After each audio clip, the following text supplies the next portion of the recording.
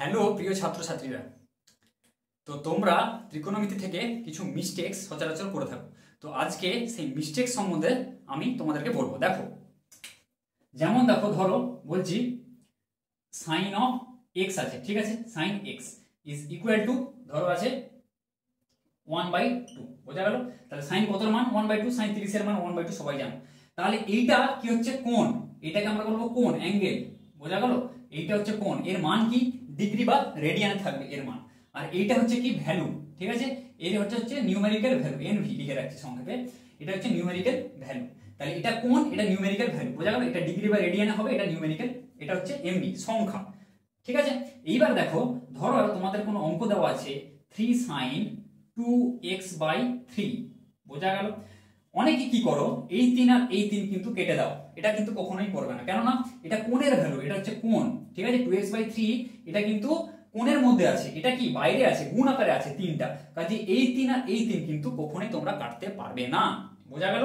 অ্যাঙ্গেলের মধ্যে তোমরা যা খুশি করতে পারো। ধরো এরকম কোন অঙ্ক আছে 3 sin 3x/3, এটা রয়েছে। এই 3 তুমি কাটতে পারো। এই বক্সের মধ্যে, মানে এই কোণের মধ্যে তুমি যোগ বিয়োগ গুণ ভাগ যা ইচ্ছে করতে পারো, ব্যাপারটা বোঝা গেল। কিন্তু এই কোণ থেকে কিন্তু বাইরের সঙ্গে কোনো কানেকশন থাকবে না বা কাটাকুটি কিন্তু হবে না। এই মিস্টেকটা কিন্তু তোমরা অনেকেই কিন্তু করে থাকো, কেননা এটা হচ্ছে ইনপুট। ইনপুট কি দিচ্ছ? কোণ।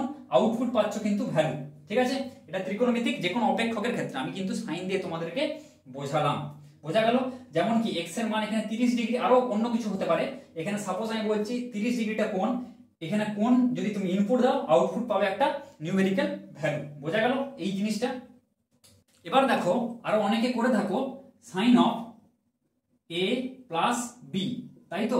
কি লিখো তোমরা? সাইন অফ a প্লাস, অনেকে লিখে দাও সাইন অফ বি, ঠিক আছে। এটা কিন্তু কখনো হবে না, কেননা সাইনের সাথে a তখনই আমরা করতে পারবো যখন সাইনের সাথে a গুণ আকারে থাকবে, তাই তো। সাইন ইনটু a যখন আমরা থাকবে, যদি গুণ আকারে থাকতো তখন আমরা এটা কিন্তু করতে পারতাম। সাইন আর a দুটো কি সিঙ্গেল? দুটো সিঙ্গেল এন্টিটি নয়। সাইন a, আমি কোন একটা কোণ আছে, ধরো কোন ত্রিভুজের একটা কোণ আছে, ধরো আমি বলছি এটা a, এর আমি হচ্ছে সাইন নিচ্ছি, এর সাইন অফ a নিচ্ছি, বোঝা গেল।